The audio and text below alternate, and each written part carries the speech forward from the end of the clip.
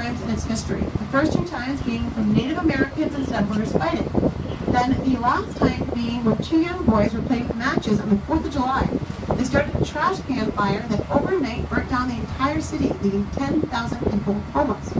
Imagine they got quite a stern talking to. Then after that, the city decided to rebuild from brick. Another reason we have brick buildings here today. Now, if we look up on the right-hand side towards, let's say, 2 to 3 o'clock on the right-hand side of the boat, up into the city lines, the tallest building you can see, there's a blinking billboard up there. It's going to tell you the time and the temperature.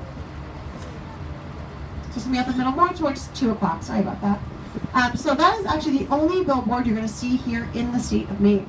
The only billboard we see. Makes some pretty nice highway driving. You don't have to look at advertising. Now, one last thing I want to talk to you guys about is this blue and white floating restaurant we see. It has the flowers on it and that white tent. DeMillo's Floating Restaurant. I pointed it out earlier when we were first coming out of our slipway. So that is a 600 passenger car ferry that got turned into a floating restaurant. Now, over 50 years ago, Tony DeMillo had this great idea, and he thought, you know, why not? This is going to be great, very successful.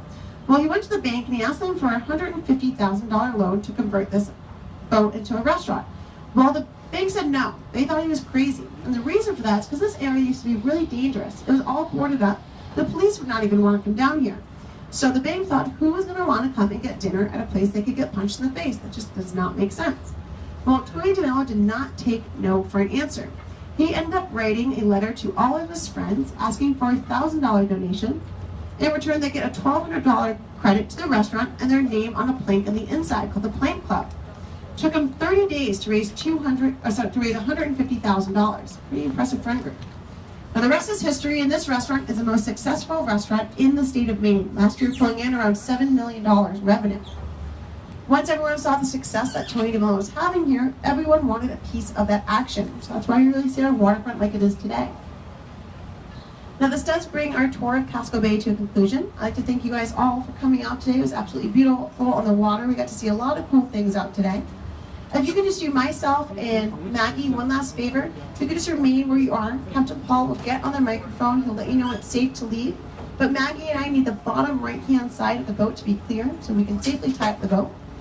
But until that time, thanks again, everyone, and I hope you enjoy the rest of your day today. Thank you. Thank you.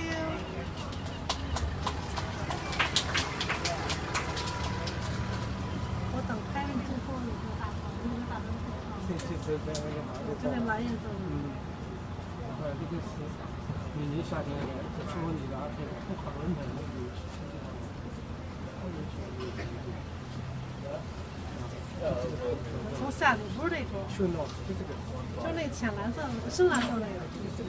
啊，对，True North。Hello.